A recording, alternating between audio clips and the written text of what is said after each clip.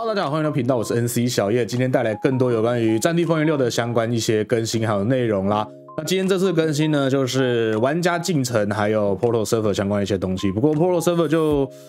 等一下再跟大家讲，主要就是玩家进程，就是经验值相关方面的东西啦。好，那等一下就一个一个来看啊，就不要讲那么多废话。首先第一点就是经验值的调整。在这个玩家场次完结的时候的额外经验值，还有每日任务完成时候的额外经验值，都分别调整了 10% 还有 40% 哦。尤其是每日任务这里哦 ，40% 的增长是还蛮多的，就让大家做这些任务，还有不要中离场次可以获得经验值更多，算是第一个调整。然后下面一个点哦，很重要的第二点就是每一把武器的前20个解锁配件所需的经验值大幅度减少。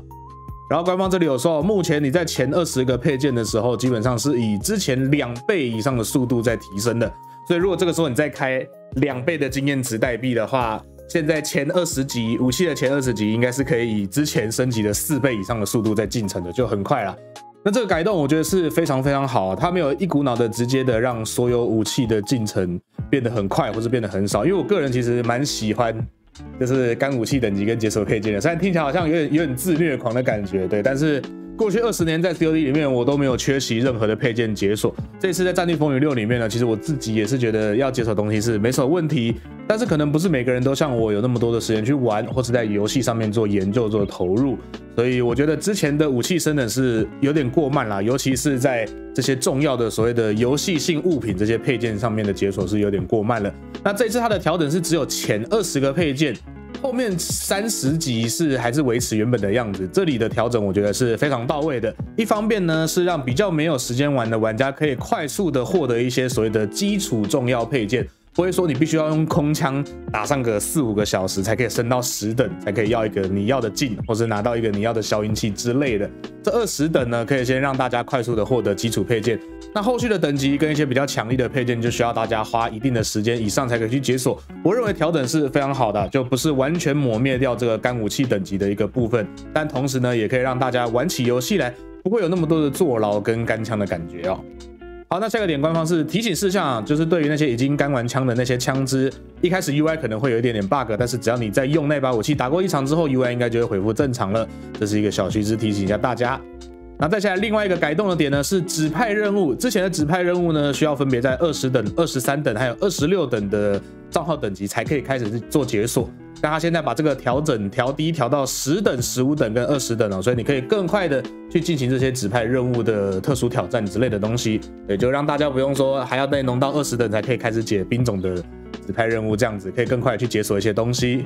那最后一点，官方有说，虽然这些指派任务更早的解锁让大家有机会可以去做挑战跟解锁，但是他没有注意到有一些挑战非常的令人感到难受，或者是要浪费大量的时间，然后说他们会花更多时间去检视测试这些东西，看这些挑战是不是需要改变。那我想这里是最主要在讲的就是那个 PSR 狙击步枪的挑战任务啦，就说什么200公尺爆头啊，但是目前游戏里面也没几张地图可以找到200公尺的枪线，如果你要解的话，正常游玩情况下几乎是看不到尽头啊，一定要特别去做这个刷枪房或者是打 AI 才有办法解锁。他们也说有注意到这个问题，会在之后呢推出更进一步的改动以及修正。好，那以上几点呢，差不多是这一次官方对于武器进程还有角色账号等级进程的一些经验值获取或者是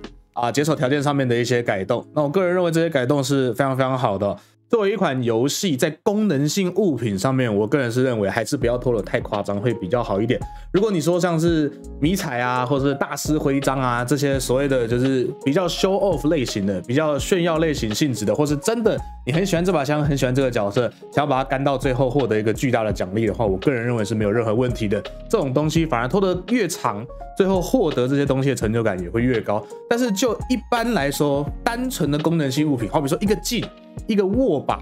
或是最基础的这一把枪，要解锁的过程拖得这么繁琐，其实是有问题的。有很多人在留言啊，我都有看到说什么《战地风云》是一款长线运营的游戏啊，它本来就应该要很难解，或者是本来就应该要很繁琐。对于这个观点，我个人还是比较不认同的。作为一款游戏，我们入场，我们付费了。无关乎这个游戏的运行生命周期长或是不长，这些功能性物品都应该要在合理且合乎尝试长度的情况下，让所有的玩家有办法去解锁才可以。不然就会造成一种乱象，是有大把时间干游戏的玩家在游戏里面反而开始取得了不平等的优势，而想要随着自己的步调慢慢享受游戏的玩家，却总是有那么一部分的游戏被锁在了这个挑战后面，迟迟没有办法去解锁，就只是因为他的时间不够多，或是他不愿意特别的去找 AI 坊去刷枪、去刷配件、刷等级、刷任务，这样子的话反而是在游戏平衡上面会出现一些问题。再者我个人认为很多人主张的说长线经营就应该要难解，不然一下子游戏就会无聊。我觉得这个方法是有一点斯德哥尔摩症候群啦。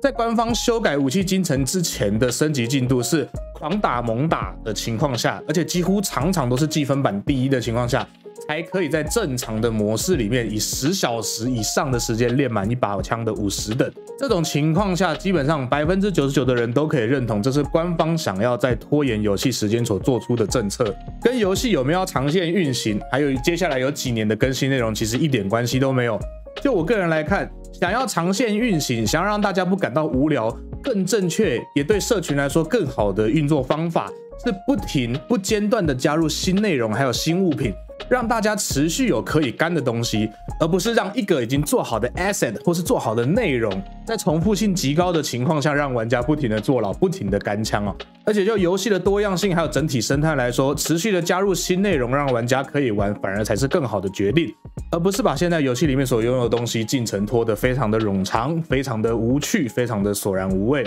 那好在官方最后也是有听取玩家社群的意见啦，在武器进程方面做出了以上这些调整，让一般的玩家呢可以更快的去解锁一把枪的基础还有重要的配件。对于想要所有枪支红徽章50等的玩家，也有一定的干度存在。而且不知道各位还记不记得我们之前给大家看到的 Season 1的 Roadmap 第1季的路线图，官方在这方面更新算是非常的勤，几乎20天到20几天就有一次的更新，就会加入新地图、新模式，甚至是新武器。所以目前整体来说，我对于《战地风云6》制作组在武器进程还有更新内容方面的规划，个人是举双手非常赞同，也非常认同这一次更新所带来的正面影响的。那不知道各位又是怎么想的呢？对于这一次官方给出的经验值调整，你有着什么样的想法？是支持还是不支持？喜欢还是不喜欢？有任何问题或想法，都欢迎在下方留言区留言告诉我，跟大家一同讨论哦。